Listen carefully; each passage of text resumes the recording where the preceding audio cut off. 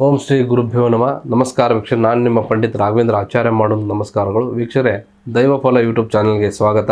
ನಾವು ಕಳೆದ ಸಂಚಿಕೆಯಲ್ಲಿ ಜುಲೈ 29ನೇ ತಾರೀಕು ಬರುವಂತ ಹುಣ್ಣಿಮೆಯಂದು ಯಾರಿಗೆ ಶುಭ ಫಲ ಅಂತಕ್ಕಂಥ ತಿಳಿಸ್ಕೊಟ್ಟಿದ್ವಿ. ಇವತ್ತಿನ ಈ ಒಂದು ವಿಡಿಯೋದಲ್ಲಿ ಈ ಒಂದು ಹುಣ್ಣಿಮೆ ನಂತರ ಯಾವ ರಾಶಿಯವರಿಗೆ ಅಶುಭ ಫಲಗಳು ಕಾಣ್ತಾ ಇದೆ, ಕೆಲವರಿಗೆ ಸ್ವಲ್ಪ ಎಚ್ಚರಿಕೆಯಿಂದ ಇರುವಂತ ಅವಧಿ ಕೂಡ ಆಗಬಹುದು. ಹಾಗಾದ್ರೆ ಆ 4 ರಾಶಿಗಳು ಯಾವ್ದಂತ ಈ ಒಂದು ವಿಡಿಯೋ ನಾನು ತಿಳಿಸ್ಕೊಡ್ತಾ ಇದ್ದೇನೆ. ಅದಕ್ಕಿಂತ ಮುಂಚೆ ನಮ್ಮ ಚಾನಲ್ನ ಲೈಕ್ ಮಾಡಿ, ಶೇರ್ ಮಾಡಿ ಹಾಗೂ ಸಬ್ಸ್ಕ್ರೈಬ್ ಮಾಡ್ಕೊಳ್ಳಿ. ಮೊದಲನೇ ರಾಶಿಯಾಗಿ ಮಿಥುನ ರಾಶಿ.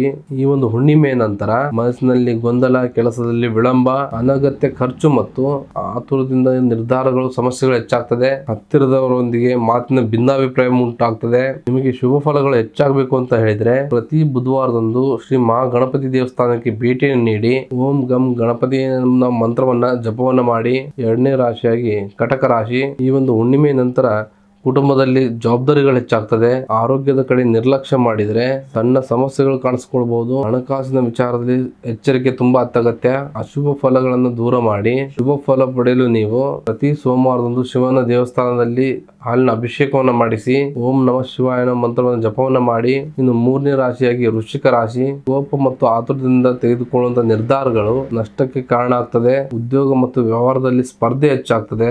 ಯಾರನ್ನು ಕೂಡ ಅತಿಯಾಗಿ ನಂಬೋದಕ್ಕೆ ಹೋಗಬೇಡಿ. ನಿಮ್ಮ ಅಶುಭ ಫಲಗಳನ್ನು ದೂರ ಮಾಡಿ ಶುಭ ಫಲಗಳನ್ನು ಹೆಚ್ಚಿಸಿಕೊಳ್ಳಲು ಪ್ರತಿ ಮಂಗಳವಾರ ಸುಬ್ರಹ್ಮಣ್ಯ ಸ್ವಾಮಿ ಅಥವಾ ಆಂಜನೇಯ ಸ್ವಾಮಿ ದೇವಸ್ಥಾನಕ್ಕೆ ಭೇಟಿಯನ್ನು ನೀಡಿ. 4ನೇ ರಾಶಿಯಾಗಿ ಕುಂಭರಾಶಿ.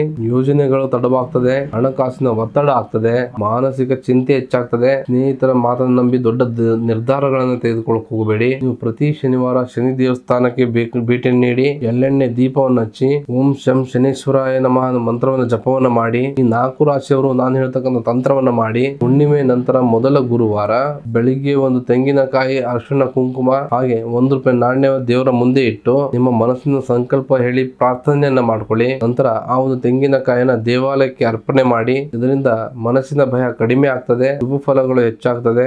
ನಾನು ಕೊಟ್ಟಂತ ಮಾಹಿತಿ ತಮಗೆ ಇಷ್ಟ ಆದಲ್ಲಿ ಈ ಒಂದು ವಿಡಿಯೋನ ಲೈಕ್ ಮಾಡಿ, ಶೇರ್ ಮಾಡಿ ಹಾಗೂ ನಮ್ಮ ಚಾನಲ್ ಸಬ್ಸ್ಕ್ರೈಬ್ ಮಾಡ್ಕೊಳ್ಳಿ. ಮತ್ತು ತಮ್ಮ ಜೀವನದಲ್ಲಿ ಏನೇ ಸಮಸ್ಯೆಗಳಿದ್ರು ನೇರವಾಗಿ ಬಂದು ಭೇಟಿ ನೀಡಿ ಅಥವಾ ಫೋನ್ ಮುಖಾಂತರ ಪರಿಹಾರವನ್ನು ಕಂಡುಕೊಳ್ಳಿ. ಧನ್ಯವಾದಗಳು.